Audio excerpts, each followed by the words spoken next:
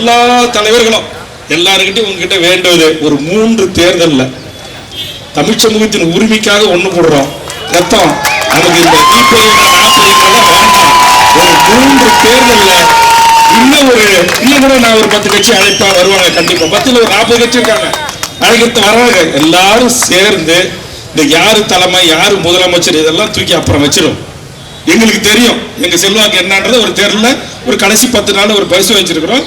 அதனால எல்லாத்தையும் தூக்கி ஓரம் வச்சுட்டு ஒரு 3 தேர்தலில் இந்த திமுக, அதிமுக, பிஜேபி, காங்கிரஸ் இப்ப வந்து முளைச்சிருக்கு பாருங்க ஒரு கட்சி. ஒரு கட்சியே சொல்லுவது யாரு நம்மை ஆள்வது, யார் நமக்கு அறிவுரை சொல்வது, யாரை நீ அனைத்து கட்சி கூட்டுன்னு நாம் சொல்வது என்று சொல்வதற்கு கூட அந்த தகுதியும் அந்த திறமையும் அந்த ஆளுமையும் உள்ளவர்களா என்கிற நிலைமைக்கு நாம் தள்ளப்பட்டிருக்கோம்ல. அது என்ன காரணம்னா, இப்படி என்னைக்காவது ஒரு நாள் ஒன்று கூடி இதே இடத்துல தமிழர் வாழ்வுரிமை கூட்டமைப்பு சார்பா 100 போராட்டம் நடத்திருப்பார். சேப்பாக்கத்தில் ஒரு 100 போராட்டம், இலங்கை தூரகத்தில் ஒரு 100 போராட்டம், யூனிசிப் அலுவலகத்தில் ஒரு 100 போராட்டம், கவர்னர் மாளிகையில் ஒரு 100 போராட்டம். 15 ஆண்டு காலமா இந்த மாதிரி போராட்ட காலத்துல ஏதோ ஆத்திரத்தின் வெளிப்பாடு ஒன்னா நிக்கிறோம். தேர்தல் அரசியல்ல தலைவர்கள் அனைவருமே சிந்திங்க.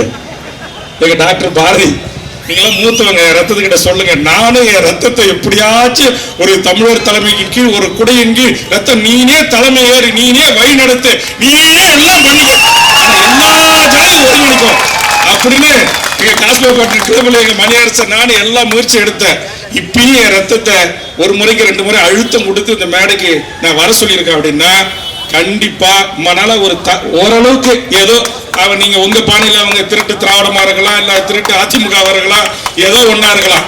ஆனா ஏதோ ஒரு அளவுக்கு நம்ம போனா ஒரு மாண்போட வாங்க, உட்காருங்க, பேசுங்க. ஒரு அரசியல் இருக்கும், ஒரு புரிதல் இருக்கும், ஒரு தெளிவு இருக்கும். ஒரு 50 வருஷம் இந்த தமிழ்நாட்டை மாறி மாறி ஆண்டு இருக்கான், ஒரு அடிப்படை புரிதல் இருக்கும். அவன் ஒரு தகுதியானவங்கிட்ட போய் நம்ம சண்டை போடலாம். ஆனா இப்ப ரத்தம் நீ சண்டை போடுற, நான் சண்டை போடுறேன், நம்ம கோரிக்கை வைக்கிறவங்க யாரு?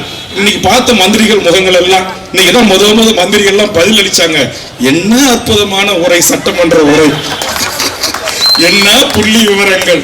ஐயோ ஐயோ ஐயோ ஐயோ ஐயோ, இப்படிப்பட்ட ஒரு சட்டமன்றத்தை சுதந்திர இந்தியாவின் 75 ஆண்டு கால வரலாற்றுல நம்ம பார்க்கல.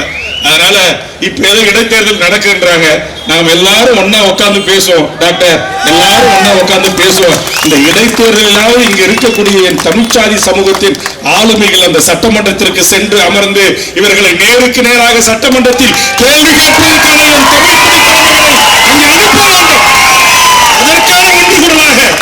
அதற்கான ஒருங்கிணைப்பாக இந்த அனைத்து கட்சிகளின் கூட்டமைப்பு நான் பார்க்கிறேன். வரோம், ஏதோ ஒரு போராட்டத்தில் உணர்ச்சியில ஒன்று கூடுறோம், கலையிறோம்.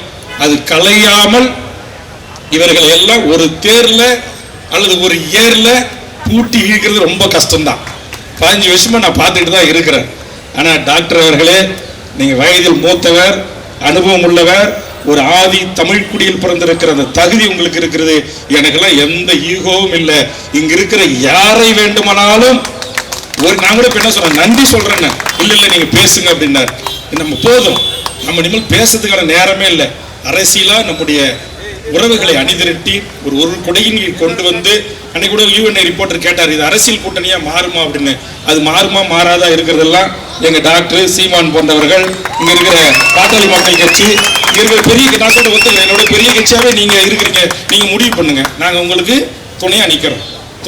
இனிமேல் போய் இந்த 5 ஆண்டு நினைச்சா நீங்க முழுசா சட்டமன்றத்தை உட்கார்ந்து பார்த்த பிறகு இந்த 5 ஆண்டு காலத்துமோ தமிழ்நாடு என்ன ஆகுமோ, எப்படி ஆகுமோ, ஏதாகுமோ தெரியல. இங்க இலங்கையில தான் ஈழம் வாங்கி தர முடியல.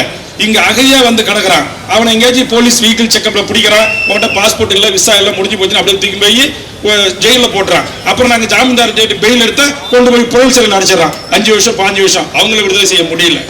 இன்னைக்கு இது தமிழக வேலை, தமிழருக்கே ஒரு சட்டம் ஏற்ற முடியல.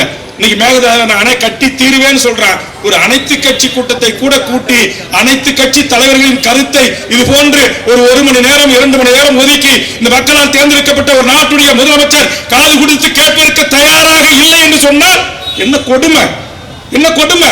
நமக்குனாச்சும் இந்த நிலைமை. எதிரில இருந்து விமர்சிக்கிறோம்.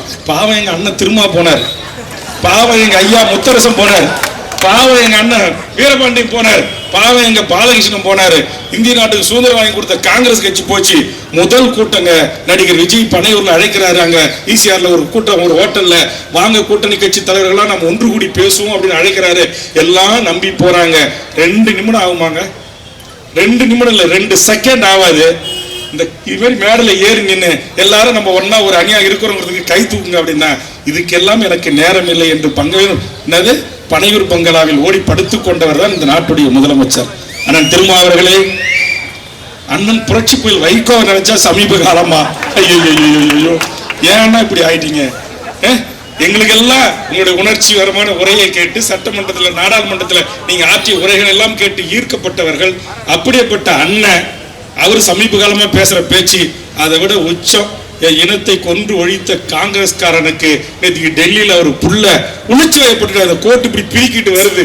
அப்படியே உணர்ச்சி வயப்போட்டு அவர் போட்ட முழக்கம் இருக்க, ஐயோ உங்க மேல நாங்களாம் மிகப்பெரிய மரியாதை வச்சிருந்தோம்.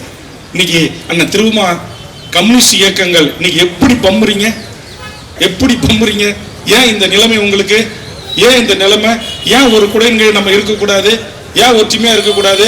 நாம் நமக்கான இடங்களை நாம் பங்கிட்டுக் கொள்ளுவோம், நாம் நமக்கான முதலமைச்சரை தேர்வு செய்வோம் என்று என்றைக்கு ஒரு முறை நாம் ஒரே அணியில் திரள போறோம்? இன்னைக்கு நம்ம சண்டை போட்டதனுடைய விளைவு என்ன ஆகி போச்சு? எங்க ஊர்ல சொல்லுவோம் நோவாத நொங்கு சாப்பிடுறது, நீங்க சொல்லுவீங்க எங்க ஊர்ல நோவாத பலாசொலை சாப்பிடுற மாதிரி. பண்ருட்டிக்கு என்ன ஃபேமஸ்? பலாப்பழம். அந்த மாதிரி ஒருத்தர் சாப்பிட்டு போயிட்டான். என்ன செஞ்சாலும் அதை ஆதரிக்கிற ஒரு கூட்டம், அவன் என்ன பேசினாலும் அதை ரீல்ஸ் போடுற ஒரு கூட்டம், அவன் என்ன பேசினாலும் ஐயோ ஐயோ ஐயோ எங்க, அது எனக்கு வாயால சொல்றதுக்கு அவமானமா இருக்கு. ஆக இந்த கேடுகட்ட இழி நிலையிலிருந்து என் தமிழ் சமூகத்தை ஒரே அணியில் அரசியல் அணியாகவும் இது மாற்றப்பட வேண்டும் என்பது வேல்முருகனுடைய விருப்பம் மட்டுமல்ல, ஒட்டுமொத்த என் தமிழ்ச்சாதி மக்களின் விருப்பம். என்னைக்கு தமிழ்ச்சாதி உணர போகிறோம், உணருங்கள். அதற்கான முன்னெடுப்பு வேலைகளை நாங்கள் செய்கிறோம் என்பதை இந்த நேரத்தில் தெரிவித்து, நம்ம ஒற்றுமையா நின்ன இத்தனை கட்சியினுடைய நான் சொன்ன அன்னைக்கு அனைத்து கட்சி கூட்டத்தில் ஒருவருக்கு 40 கட்சி வந்திருந்தாங்க. ஆளுக்கு ஒரு 1000 பேர் வாங்கின 1000 பேர் வந்து இன்னைக்கு சென்னை ஸ்தம்பிச்சிருக்கோம். பெரிய கட்சி நாங்கள் அனைத்து கட்சி கூட்டத்துக்கு தான் வருவோம், இந்த மாதிரி ஆர்ப்பாட்டத்துக்குலாம் வர மாட்டோம்னு ஆண்ட கட்சி நிறுத்திக்கிட்டாங்க. தேசிய கட்சி நாங்கள் இந்த கொள்கைக்கு உங்க பக்கம் நிற்கிறோம்னு காட்டுறது தான் வந்தோம், இந்த மாதிரி ஆர்ப்பாட்டத்துக்குலாம் நாங்கள் உங்க மேடைக்கு வர மாட்டோம் அப்படின்னு அவங்க தேசிய கட்சி வந்தவங்க அவங்களும் போயிட்டாங்க. ஆனா என்றைக்கும் இந்த மண்ணுக்காக, மொழிக்காக, இனத்திற்காக, தமிழ் சமூகத்தின் வாழ்வுரிமைக்காக, தமிழீழ விடுதலைக்காக உலக தமிழர்களை ஒற்றை முகவரி என் மேதகு வேலுப்பிள்ளை பிரபாகரன் என்கிற மாவீரன் பிரபாகரனை நேசிக்கின்ற அன்றும் இன்றும் என்றும் ஆதரிக்கக்கூடிய இந்த உறவுகள், என்றும் போராட்ட களத்தில் நிற்கக்கூடிய உறவுகளும் அவருடைய கட்சிகளும் அவருடைய தலைவர்களும் இங்கு ஒருங்கிணைந்து வந்திருக்கிறார்கள்.